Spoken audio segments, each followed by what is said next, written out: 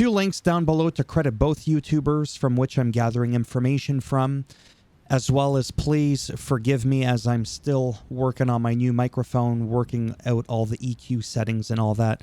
Let's get into the 2 things that are kind of bothering me a little bit about this game.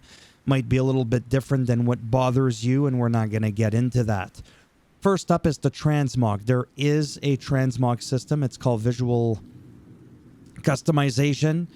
And I was able to get a response from the YouTuber Access Animus who made this video here in the first look and said that you can hide the 2 inventory slots. So you have a helmet and you have the rest of your armor. That includes everything from your shoulders all the way down to your tippy toes, okay?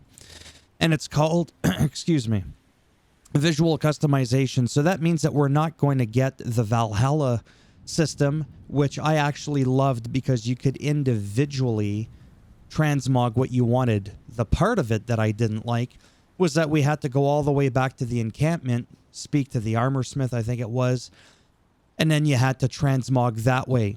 Whereas, like, a lot of people are comparing this to Odyssey, but this actually reminds me more of Origins, does it not? With the 2 set pieces, right? You could hide the helmet, but you could not hide your armor, though, I don't think. Although this YouTuber said that you can hide the armor. So then I replied back and said, to make sure that I'm not misunderstanding, can you actually hide the actual armor? And then maybe you'll just be given like a basic pair of shorts or something like that, right? If you wanted more like a, you know, I don't know, swimwear on the beach look. For whatever reason you would want. I did that on Eivor in Valhalla, where I just had his pants, no shirt, and I was able to sometimes put a pair of gloves on him if I wanted to. Like, I really liked how you could nitpick what you wanted in terms of customization, and that just does not seem to be here in this game. Gonna have to wait and see how it all plays out.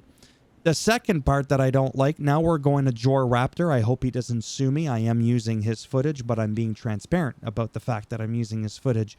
Is that when you play as Yasuke, you'll feel punished because Naoe, as he says, will do everything that Yasuke can't do. She just does everything. Like, for instance, here he's struggling to parkour in some places and has to get up on a ledge, whereas Naoe doesn't have those issues. Now you could be thinking to yourself, well, that makes a bit more sense because he's big, burly, samurai dude. Great. But the problem is that you're punished for playing him because in the instance where you have to get a viewpoint here, you're actually told by the game. Yasuke says, and I quote, Naoe, whatever her name is, okay, could reach the top of that if she wanted a challenge. So you're actually forced to switch to Naoe to be able to get to the top. And as Jor Raptor says, and I quote, in the instances where on paper Yasuke could eventually reach the top of certain waypoints, you're going to end up having to go through a bunch of stairs, work your way through a whole building, and it's a lot longer of a travel, he says, than just being on Naoe and then just whipping yourself up to the top to unlock the waypoints. I don't think I've ever seen that in any other Assassin's Creed game where you had to switch characters to be able to just get the viewpoint. Now he says here temples, is that what he said? Temples are a big part of Assassin's Creed where you're going to visit a lot of them, and he was going to temple.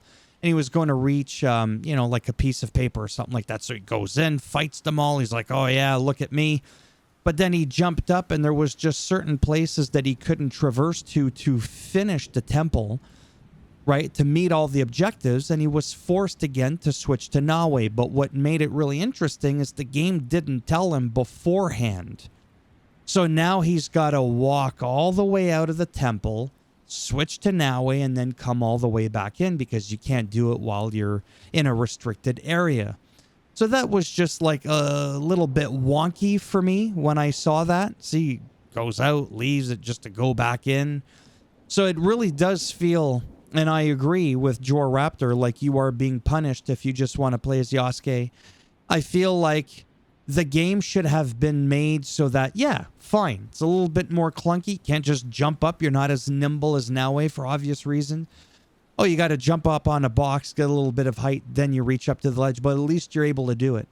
But in the instances, like I said, where you're actually forced, like there is no longer way, there's just no way, period, to do it. That to me is kind of ridiculous. So she can do it all, but he cannot. I'm just saying. Yeah, that kind of sucks. And that's pretty much it. That's all I really have to say about that. Aside from that, when it comes to the combat, like just overall from all the gameplay that I've been watching from different people, it does really look tight. It does look good. And I'm sure I'm going to enjoy it. I'm definitely going to buy the game. I'm going to be desperate for getting an extra couple of hundred views throughout the entire series that I'm going to make on this game. I am very excited for this game. And as much as for me, there's a lot of hype around this game, in a couple of days, I get to play Kingdom Come Deliverance 2, which is not the same game as this, but my point is highly anticipated game for me. And I'll have that to hold me off for a good while. So I'm kind of happy, to be honest with you, that this got delayed a little bit more.